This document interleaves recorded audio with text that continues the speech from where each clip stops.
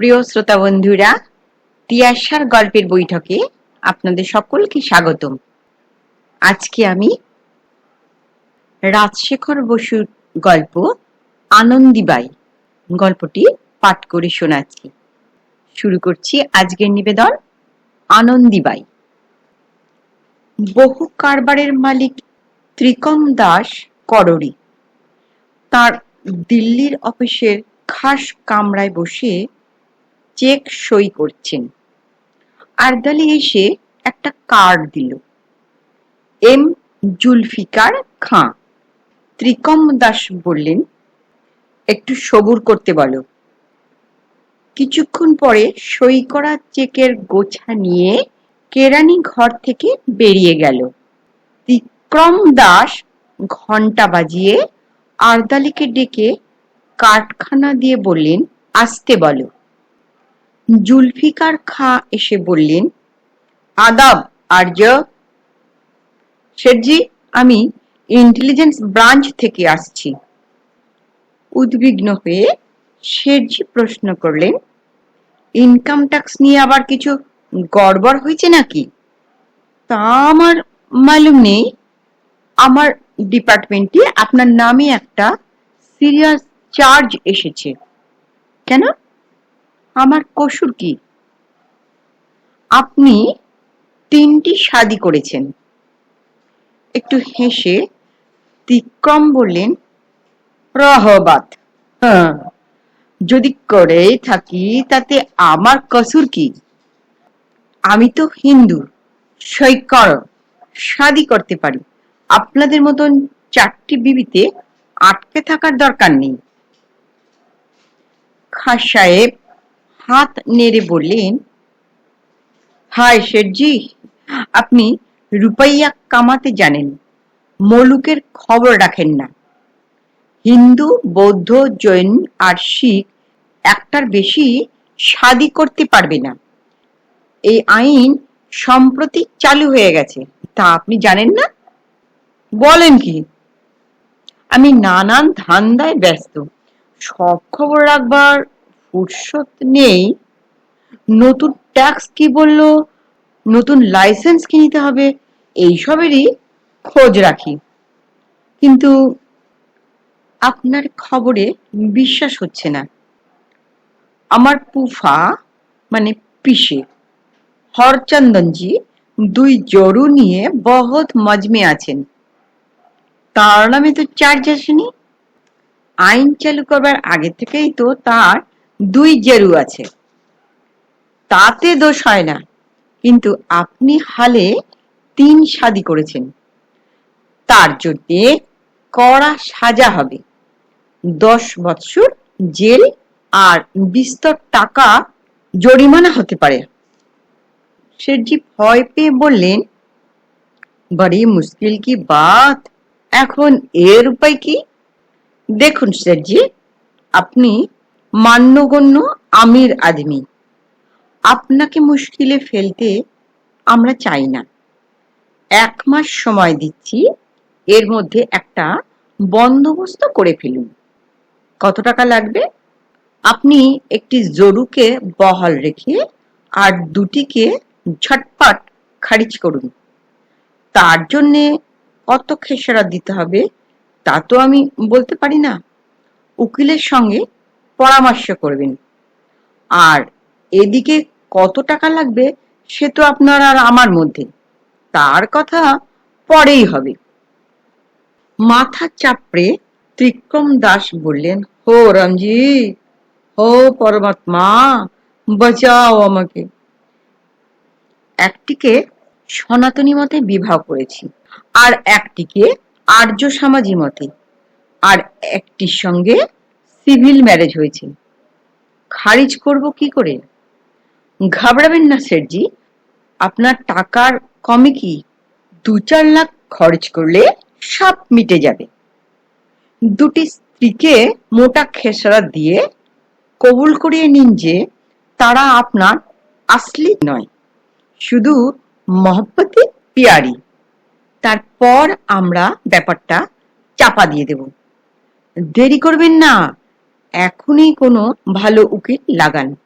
আচ্ছা, আজ আমি উঠি, হপ্তাবাদ আবার দেখা করব। আদব। বিক্রম দাসের বয়স 50-এর কিছু বেশি। তার বৈবাহিক ইতিহাস অতি বিচিত্র। 2 বৎসর আগে তার একমাত্র পত্নী কয়েকটি ছেলে মেয়ে রেখে মারা যান। তার কয়েক মাস পরে তিনি আনন্দীবাইকে বিবাহ করেন। তারপর সম্প্রতি তিনি আরো 2টি বিবাহ করেছেন, কিন্তু তার খবর আত্মীয় বন্ধুদের জানাননি। এখনকার পত্নীদের প্রথমা আনন্দীবাই হচ্ছেন খজৌলি এস্টেটের ভূতপূর্ব দেওয়ান হরজীবন লালের একমাত্র সন্তান, বহু ধনের অধিকারিণী। হরজীবন মারা গেলে তার এক দুঃসম্পর্কের ভাই অভিভাবক হয়ে ভাইজিকে ফাঁকি দেবার চেষ্টায় ছিলেন, কিন্তু মেয়ের মামাদের সাহায্যে ত্রিক্রম দাস আনন্দীকে বিবাহ করে তার সম্পত্তি নিজের দখলে আনলেন। আনন্দীবাইয়ের বয়স আন্দাজ 25। দেখতে ভালো নয়, একটু ঝগড়াটে, উচ্চ বংশের অহংকারও আছে। ত্রিক্রম দাসের ব্যবসার কেন্দ্র আর হেড অফিস দিল্লিতে। তাছাড়া বোম্বাই আর কলকাতায় তার যে ব্রাঞ্চ অফিস আছে তাও ছোট নয়। তিনি বছরে 3-4 বার ওই 2 শাখা পরিদর্শন করেন। আনন্দীর সঙ্গে বিবাহের কিছুকাল পরে তিনি বোম্বাই যান। সেখানকার ম্যানেজার কিষানরাম খোবানি একদিন তার মনিবকে নিমন্ত্রণ করে নিজের বাসায় নিয়ে গেলেন। তিনি দেশ ত্যাগের পর দিল্লি চলে এসেছেন। তারপর শেঠজির ব্রাঞ্চ ম্যানেজার হয়ে মুম্বাইয়ে বাস করছেন। কিষানরাম শৌখিন লোক, তার ফ্ল্যাট বেশ সাজানো। তিনি তার স্ত্রী আর শালীর সঙ্গে নিজের মনিবের পরিচয় করিয়ে দিলেন। শেঠজি সেকেলের লোক, আধুনিক মহিলাদের সঙ্গে তার মেশবার সুযোগ এ পর্যন্ত হয়নি। কিষানরামের শালী রাজহংসী ঝলকানিকে দেখে তিনি মোহিত হয়ে গেলেন। কি ফর্সা রং, কি সুন্দর সাজ, পরনে ফিকে নীল সালোয়ার আর নীল কামিজ, তার ওপর চুমকি বসানো ফিকে সবুজ দোপাট্টা ঝলমল করছে। কথাবার্তা অতি মধুর, কোনো জড়তা নেই। হেসে হেসে এটা খান ওটা খান বলে অনুরোধ করছে। খাওয়া শেষ হলো। কিষানরামকে আড়ালে ডেকে নিয়ে গিয়ে শেঠজি রাজহংসী ঝলকানির সব খবর জেনে নিলেন। মেয়েটির বাপ মা নেই, একমাত্র ভাই সিঙ্গাপুরে ভালো ব্যবসা করে, কিন্তু বোনের কোনো খবর নেয় না। অগত্যা কিষানরাম তার শালীকে নিজের কাছেই রেখেছেন। সে ভালো অভিনয় করতে পারে, গাইতেও পারে, সিনেমার নাম্বার ইচ্ছা আছে, কিন্তু কিষানরাম ও তার স্ত্রীর মতে নেই। শেঠজি তখনই মতি স্থির করে বললেন, আমার সঙ্গে রাজহংসীর বিবাহ দাও, ওকে আমি খুব সুখে রাখবো।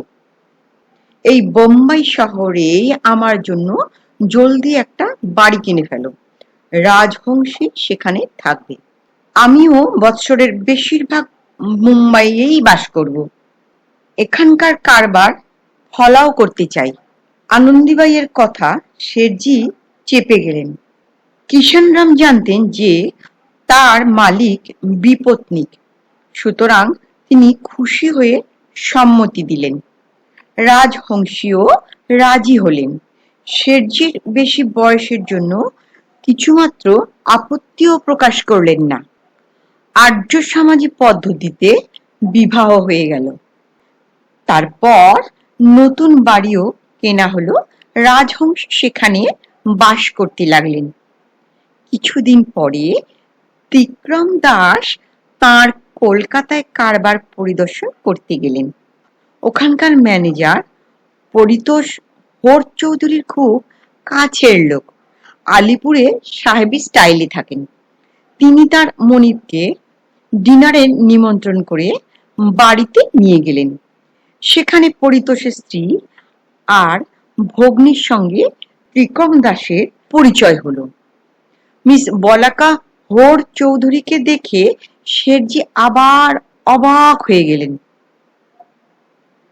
রাজহংসীর মতন রূপসী নয় বটে, কিন্তু শাড়ি পরবার ভঙ্গিটি কি চমৎকার, আর বাতচিত আদব কায়দাও কি সুন্দর। মেম সাহেবদের মতন ইংরেজি উচ্চারণ করে, আর আর হিন্দি বলতে ভুল করে বটে, কিন্তু সেই ভুল কি মিষ্টি, শুনতেও খুব ভালো লাগে। শেঠজি একেবারে কাবু হয়ে পড়লেন। পরিতোষ হোর চৌধুরী তাকে জানালেন বলাকা এমএ পাস, নাচ গানে কলকাতার ওর জুড়ি নেই, সিনেমাওয়ালারা ওকে পাবার জন্য সাদাসাদি করছে, কিন্তু পরিতোষের তাতে মত নেই। বিক্রম দাস নিজেকে সামলাতে পারলেন না, বলেই ফেললেন, মিস বলাকা মই তুমকো শাদি করেঙ্গা। বলাকা সাহসে উত্তর দিলেন, তা বেশ তো, কিন্তু দিল্লির গরম তো আমার সইবে না, আর আপনাদের ডাল রুটি ভাজি দহিবড়া আমার হজম হবে না। শেঠজি বললেন, আরে দিল্লি যেতে তোমাকে কে বলছে? আমি এই আলিপুরে একটা মোকাম কিনবো, তুমি সেখানে তোমার দাদার কাছাকাছি বাস করবে, আমি বছরের ৮-৯ মাস এখানেই কাটাবো। কলকাতায় কারবার ফলাও করতে চাই, তোমাকে ডাল রুটি খেতে হবে না, মচ্ছি ভাতি খেও। মচ্ছি খেতে আমিও নারাজ নই, কিন্তু বড় বদবু লাগে। বলাকা বললেন, আমি গোলাপি আতর দিয়ে ইলিশ মাছ রেঁধে আপনাকে খাওয়াবো, মনে হবে যেন কালাকান্দ খাচ্ছেন। বলাকা তার দাদার কাছে শুনেছিলেন যে শেঠজি বিপত্নিক, তিনি তখনই বিবাহে রাজি হলেন। ২০ দিন পরে সিভিল ম্যারেজ হয়ে গেল। বিক্রম দাস পালা করে দিল্লি থেকে মুম্বাই আর কলকাতা যেতে লাগলেন। তার দাম্পত্যের ত্রিধারার কোনো ব্যাঘাতই ঘটল না, পরমানন্দে দিন কাটতে লাগলো। তারপর অকস্মাৎ একদিন জুলফিকার খাঁ দুঃসংবাদ নিয়ে শেঠজির শান্তি ভঙ্গ করলেন। উকিল খজনচাঁদ বিএ এলএলবি, ত্রিকম দাসের অনুগত বিশ্বস্ত বন্ধু, ইনকাম ট্যাক্সের হিসাব দাখিলের সময় তার সাহায্য না নিলে চলেই না তার। শেঠজি সেই দিনই সন্ধ্যার সময় খজনচাঁদের কাছে গিয়ে নিজের বিপদের কথা জানালেন। খজনচাঁদ বললেন, শেঠজি, আপনি নিতান্তই ছেলে মানুষের মতন কাজ করেছেন, আমাকে আপনি বিশ্বাস তো করেন, কিন্তু ওই মুম্বাইওয়ালি আর কলকাতাওয়ালিকে কথা দিবার আগে একবার আমাকে জানালেন না, এ বড়ই আফসোস কি বাত। শেঠজি হাত জোর করে বললেন, মাফ করো ভাই, বুড়ো বয়সে একটা স্ত্রী থাকতে আরো দুটো বিয়ে করবার লোভ হয়েছে, এ কথা লজ্জায় তোমাকে বলিনি, এখন উদ্ধারের উপায় বাতলাও। কিছুক্ষণ ভেবে খজনচাঁদ বললেন, আনন্দীবাইকে কিছু বলবার দরকার নেই, শুনলে উনি দুঃখ পাবেন, কান্নাকাটি করবেন, আর দুজনকে একে একে আপনি সব কথা খুলে বলুন। ওরা হচ্ছেন মডার্ন গার্ল, আত্মমর্যাদা বোধ খুব বেশি, আপনার কুকর্ম জানলে রেগে আগুন হবেন, আপনার মুখ দেখতেও চাইবেন না, তাতে আমাদের সুবিধেই হবে। মোটা খেসারাত দিলে আর আপনার ২ ম্যানেজারকে কিছু খাওয়ালেই সব মিটে যাবে। ২-৪ লাখ খরচ হতে পারে, কিন্তু আপনার তা গায়ে লাগবে না। এই পরামর্শ ত্রিকম দাসের পছন্দ হলো না। তিনি বললেন, খজন ভাই, তুমি আমার প্রাণের কথা বুঝতে পারছো না, আমি বিজনেস বাড়াতে চাই, তার জন্যে নামজাদা লোকের সঙ্গে মেলামেশা দরকার। আমি যদি মন্ত্রী আর বড় বড় অফিসারদের পার্টি দিই, তবে আমার বাড়ির কোন লেডি অতিথিদের আপ্যায়িত করবে? আনন্দী? রাম কহ। রাজহংসী আর বলাকা হচ্ছে এই কাজের কাবিল। বাতিল করতে হলে আনন্দীবাইকেই করতে হবে, তাতে আমার কলিজা ফেটে যাবে। অনেক টাকার সম্পত্তিও ছাড়তে হবে, কিন্তু তার জন্য আমি প্রস্তুত আছি। মুশকিল হচ্ছে রাজহংসী আর বলাকার মধ্যে কাকে রাখবো আর কাকে ছাড়বো তা স্থির করা বড়ই শক্ত। তবে আমার বেশি পছন্দ কলকাতাওয়ালি বালাকা দেবীকে। ওকে যদি নিতান্ত না রাখতে পারি তবে ওই মুম্বাইওয়ালি রাজহংসী। টাকার জন্য ভেবো না, 10-15 লাখ তক খরচ করতে আমি তৈয়ার আছি। খজন চাঁদ অনেক বোঝালেন যে আনন্দীবাই তাঁর আইনসম্মত স্ত্রী, তার দাবি সকলের ওপরে। তাকে ত্যাগ করতে হলে অনেক জুয়াচুরি দরকার হবে, তার পৈতৃক সম্পত্তি ছেড়ে দিতে হবে, আর তার ফলে মোটা লোকসানও খুব বেশি হবে। আনন্দীবাইয়ের সেই বদমাস কাকার শরণাপন্ন হতে হবে। কিন্তু ত্রিক্রম দাস কিছুতেই তার সংকল্প ছাড়লেন না। অগত্যা খজন চাঁদ বললেন, বেশ, আমি যথাসাধ্য চেষ্টা করব। আপনি দেরি না করে তিনজনকেই সব কথা খুলে বলুন। ওদের মনের ভাব দেখে আমি যা করবার করব। কাল বিলম্ব না করে ত্রিক্রম দাস এরোপ্লেনে বোম্বাই গেলেন এবং সোজা রাজহংসীর বাড়িতে উপস্থিত হলেন। রাজহংসী তার ড্রয়িং রুমে বসে একটি সুবেশ যুবকের সঙ্গে গল্প করছিলেন। আশ্চর্য হয়ে বললেন, আরে শেঠজি, হঠাৎ এলে যে, কোনো খবর দাওনি কেন? একে তুমি চেনো না? ইনি হচ্ছেন মিস্টার ঝুমকমল মটকানি, দূর সম্পর্কে আমার ফুফেরা, পিস্তুত ভাই হন, হিসেবের কাজে উস্তাদ। এখানকার অফিসের অ্যাকাউন্টেন্ট তো বুড়ো হয়েছে, তাকে বিদায় করে ঝুমকমলকেই সেই পোস্টে বসাও। ত্রিক্রম দাস বললেন, আমি ভেবে দেখব। রাজহংসী, তোমার সঙ্গে আমার একটা জরুরি কথা আছে। ঝুমকমল চলে গেলে ত্রিক্রম দাস ভয়ে ভয়ে তার 3 বিবাহের কথা প্রকাশ করলেন, কিন্তু তার রিয়াকশন যা হলো তা একেবারে অপ্রত্যাশিত। রাজহংসী হেসে গড়িয়ে পড়ে বললেন, বাবা শেঠজি, তুমি দেখছি বহুত রঙ্গিলা আদমি আছো। তোমার আরো 2 জরু আছে। আচ্ছা, তাতে কি হয়েছে? আমিও সব গ্রাহ্য করি না, তুমি নিশ্চিন্তে থাকো, সব ঠিক হয়। তবে কথাটা যেন জানাজানি না হয়। হ্যাঁ, ভালো কথা, এই বাড়িটা জলদি আমার নামে রেজিস্ট্রি করা দরকার। মিউনিসিপ্যালিটি বড় হয়রান করছে। শেঠজি বললেন, আচ্ছা, তার ব্যবস্থা হবে। আজ আমি থাকতে পারবো না, জরুরি কাজে এখনই কলকাতা রওনা হতে হবে। কলকাতায় পৌঁছে ত্রিক্রম দাস সোজা আলিপুরে বলাকার কাছে গেলেন। ড্রয়িং রুমে একজন সুদর্শন ভদ্রলোক পিয়ানো বাজাচ্ছিলেন আর বলাকা তালে তালে নাচছিলেন। ত্রিক্রমকে দেখে বলাকা বললেন, এ কি শেঠজি, হঠাৎ এলে যে? একে বোধহয় চেনো না, ইনি হচ্ছেন লোটন কুমার ভর, দুঃসম্পর্কে আমার মাস্তুতো ভাই, নাচের ওস্তাদ। এর কাছে আমি কবুতর নৃত্য শিখছি, দেখবে একটু? ত্রিক্রম বললেন, এখন আমার ফুরসত নেই। বলাকা, তোমার সঙ্গে আমার একটা জরুরি কথা আছে। লোটন কুমার উঠে গেলে ত্রিক্রম দাস কম্পিত বক্ষে তার 3 বিবাহের কথা প্রকাশ করলেন। বলাকা গালে আঙুল ঠেকিয়ে বললেন, ও বা, তাই নাকি? বাহ! ও শেঠজি, তুমি একটা আসল পানকৌড়ি নটবর নাগর। তা তুমি অমন মুচড়ে গেছো কেন? 3টে বউ আছে তো, কি হয়েছে? ঠিক আছে, তুমি ভেবো না, আমি হিংসুটে মেয়ে নই। কিন্তু তুমি যেন সবাইকে বলে বেরিও না। হ্যাঁ, ভালো কথা। দেখো শেঠজি, একটা নতুন মোটর কার না হলেই চলছে না। পুরনো অস্টিনটা হরদম বিগড়ে যাচ্ছে।